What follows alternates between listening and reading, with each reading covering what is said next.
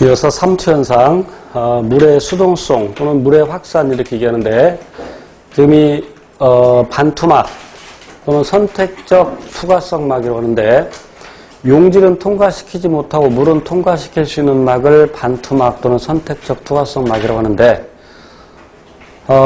만약에 용질이 이동할 수 있다면 용질이 오른쪽에서 왼쪽으로 이동을 하겠죠. 그런데 용질이 이동하지 못하는데 물은 이동할 수 있다. 그러면 왼쪽에서 오른쪽으로. 그래서 왼쪽의 수위가 낮아지고 오른쪽의 수위가 높아져서 대기압을 무시한다면 그 농도가 똑같아질 때까지 이동을 하겠죠. 이제 확대된 그림인데, 그래서 물이 왼쪽에서 오른쪽으로 이동하는데, 그럼 이때 오른쪽에 있는 물 분자가 왼쪽으로 이동하냐? 할 수 있죠. 예, 스스로 분자 운동을 하기 때문에. 그런데 왼쪽에서 오른쪽으로 이동하는 물의 양과 오른쪽에서 왼쪽으로 이동하는 물의 양을 비교해 보면 왼쪽에서 오른쪽으로 이동하는 물 분자의 양이 더 많아서 전체적으로, 즉 외관상 오른쪽으로 이동하는 셈이 되겠죠. 집신벌레의 경우에 이제 저장액의 환경에 놓이게 되면, 저장액이라는 것은 그 세포의 삼투압보다 더 낮은 삼투압을 갖는 용액을 저장액이라고 하는데, 쉽게 말하면 이 세포보다 더 낮은 농도의 용액. 그러면 이제 물이 물이 삼투에 의해서 안으로 들어가겠죠. 그럼 이 녀석은 자신이 유지해야 되는 것보다 농도가 낮아지는데, 그럼 이 농도가 낮아진다고 해서 바깥쪽보다 농도가 더 낮아지지는 않는다. 여전히 농도가 낮아졌지만 바깥쪽보다는 더 높다. 그래서 이 녀석이 물을 내보내려고 할 때 그냥 내보내지 못하고, 수축포는 일종의 액포인데 그 수축포에다가 물을 집어넣습니다. 수축포에다가 물을 집어넣을 때도 삼투. 그래서 수축포의 그 활동에 의해서 물을 밖으로 내보내면서 이때 노폐물도 밖으로 내보낼 수 있죠. 그래서 집신벌레와 같은 원생 동물에서 수축포가 삼투압을 조절하며 노폐물을 배출할 수 있는 것이죠. 삼투 현상이 일어날 때 그 농도에 따라서 약간 현상이 다르게 일어나는데, 등장액은 농도가 같은 용액이라고 생각하시면 돼요. 그러면 농도가 같다라고 할 때 동물세포 들어오는 물 분자의 수와 나가는 물 분자의 수가 같다. 그래서 외관상 변화가 없다. 지금 동물세포를 먼저 봅니다. 적혈구를 예를 들어서. 그럼 저장의 환경이 있으면 실은 이 그림이 더 깔끔해지려면 화살표가 안에서 밖으로 나가는 것도 있어야 되는데, 그럼 밖으로 나가는 것보다는 들어오는 게 더 많다. 그래서 외관상 물이 들어온다. 물이 계속 들어오게 되면 이 세포에 커지면서 결국 터지게 된다. 그래서 적혈구 터지는 것을 용혈이라고 하죠. 고장의 환경이 있을 때는 물이 밖으로 빠져나가는 것도 있고 들어오는 것도 있는데 빠져나가는 게 더 많다.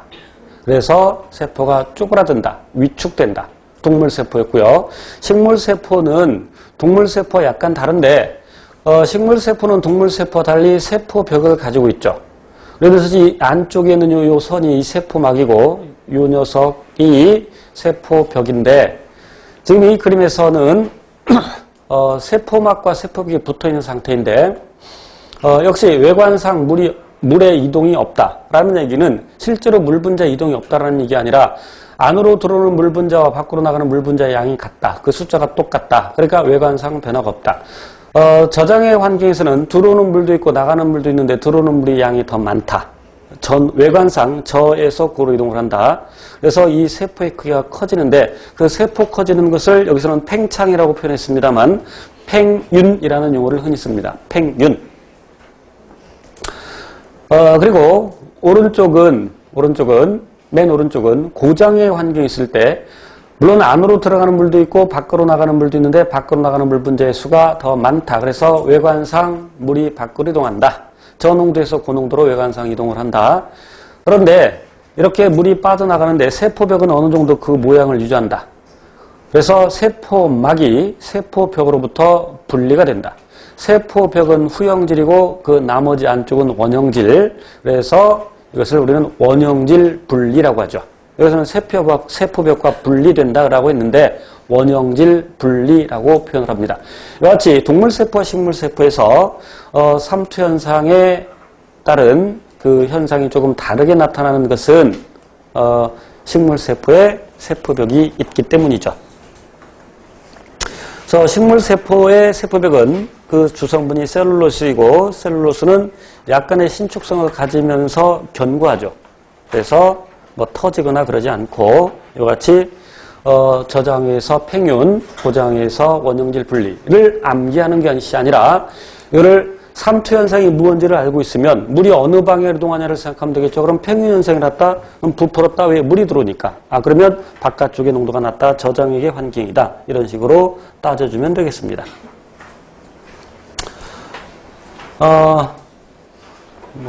이 그림 제목은 잘못 붙었는데 무시하시고.